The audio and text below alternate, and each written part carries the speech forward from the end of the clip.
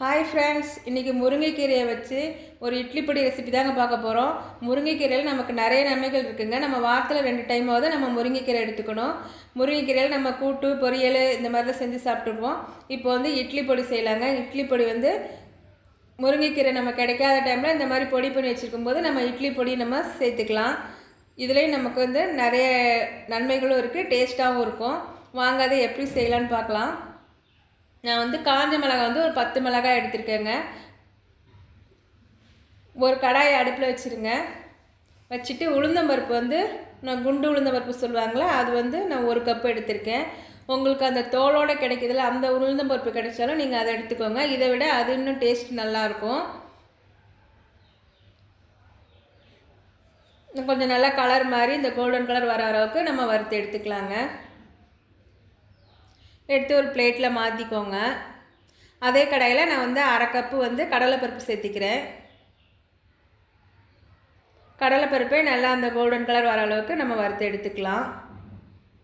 அடுப்பை சிம்லேயே வச்சு வறுத்து எடுத்துக்கோங்க. வேகமாக வச்சா நம்ம சீக்கிரமே தீஞ்ச மாதிரி ஆயிரும், உள்ளே வந்து நம்ம வறுபடாத மாதிரி இருக்கும். அதனால் நம்ம அடுப்பை சிம்லேயே வச்சு நம்ம வறுத்து எடுத்துக்கலாம். அதே கடாயில் மறுபடியும் கொஞ்சமாக எண்ணெய் விட்டுக்கோங்க. எண்ணெய் விட்டுட்டு பெருங்காயம், நான் வந்து கட்டி பெருங்காயம் தாங்க யூஸ் பண்ணுவேன். ஆனால் கட்டி பெருங்காயம் சேர்த்திக்கலாம். நீங்கள் தூள் பெருங்காயம் யூஸ் பண்ணதை கூட லாஸ்ட்டாக நம்ம வந்து தூள் பெருங்காயம் சேர்த்திக்கலாம்.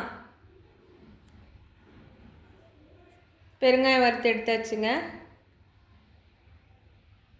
இப்போ அதே கடாயில் நம்ம மிளகாய் சேர்த்திக்கலாம். மிளகாய் வந்து நான் 2 கிள்ளிட்டு சேர்த்திருக்கேங்க. நம்ம முழுசாக சேர்க்கும்போது சரியாக வறுபடாது, அதனால் நான் கிள்ளிட்டு சேர்த்திருக்கேன். ரொம்ப தீய விட்டுறாமல் கொஞ்சம் லைட்டாக கலர் மாதிரி வரும் பாருங்க, அந்த டைமில் வந்து நீங்கள் எடுத்துருங்க.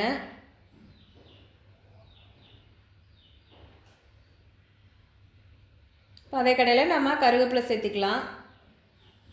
கருவேப்பிலை நான் காய வைக்கலைங்க, பச்சையாக தான் இருக்குது. இதே நம்ம நல்லா அந்த சூட்லேயே வந்து நமக்கு நல்லா மொறு மொறுன்னு ஆயிருங்க. நல்லா அந்த மாதிரி வர அளவுக்கு நம்ம வறுத்து எடுத்துக்கலாம். கருவேப்பிலை உங்களுக்கு இன்னும் கொஞ்சம் நிறையா வேணும்னாலும் இன்னும் கொஞ்சம் சேர்த்துக்கலாம். முருங்கைக்கீரை வந்து நான் க்ளீன் பண்ணிவிட்டு நான் நிலையிலையே காய வச்சு எடுத்து வச்சுருக்கேங்க. இது பாருங்கள், கொஞ்சம் லைட்டாக மொறுமொறுப்பு இல்லாமல் இருக்குது. நம்ம வந்து சூடான கடாயில் இதை போட்டுடலாம். போட்டுட்டு நீங்கள் ஒரு 2 செகண்ட் 3 செகண்ட் வறுத்திங்கன்னா கூட நமக்கு போதும். லைட்டாக ஒரு கிண்டிட்டு நம்ம ஸ்டவ்வை ஆஃப் பண்ணிவிட்டு மூடி வச்சிடலாம். அந்த சூட்லேயே வந்து அது நல்லா வந்து மொறுன்னு வந்துடும். ரொம்ப நம்ம வறுத்தோம்னா அப்புறம் தீஞ்சு போயிடும். அப்போ வந்து டேஸ்ட் வந்து நமக்கு நல்லா லைட்டாக கசக்கிற மாதிரி டேஸ்ட் வந்துடும். அதனால் போட்டுட்டு நீங்கள் உடனே ஸ்டவ் ஆஃப் பண்ணிடுங்க. இப்போ தேவையான உப்பு சேர்த்திக்கலாம். இந்த பருப்பும் நல்லா ஆறிடுச்சுங்க. இப்போ நம்ம வந்து மிக்ஸி ஜாரில் போட்டு அரைச்சி எடுத்துகிட்டு வந்துடலாம். ஃபஸ்ட்டு மிளகாய் சேர்த்திக்கோங்க.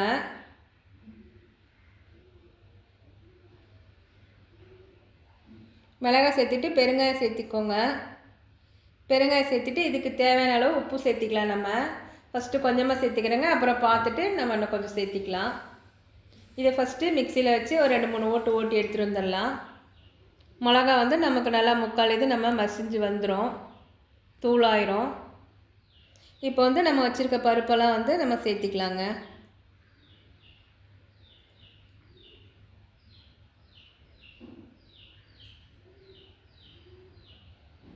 பருப்புலாம் சேர்த்திட்டு சுற்றி எடுத்துகிட்டு வந்துடலாம். லைட்டாக கொரகொரப்பாக இருக்கணும். நம்ம பருப்பு கீரை எல்லாத்தையும் சேர்த்துட்டோம். முருங்கைக்கீரை சேர்த்துட்டு லைட்டாக கொரகொரப்பாக இருக்க மாதிரி இருக்கணுங்க, நைஸாக இருக்கக்கூடாது. அப்போ தான் டேஸ்ட்டு நல்லாயிருக்கும்.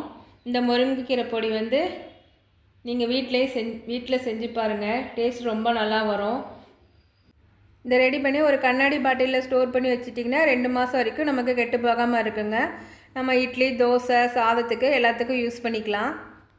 நம்ம பொடி இட்லி யூஸ் பண்ணோம்ல, அதுக்கும் யூஸ் பண்ணிக்கலாங்க. டேஸ்ட் ரொம்ப சூப்பராக இருக்கும். சூடான சாதத்தில் இந்த இட்லி பொடி போட்டு நல்லெண்ணெய் விட்டு சாப்பிட்லாம்.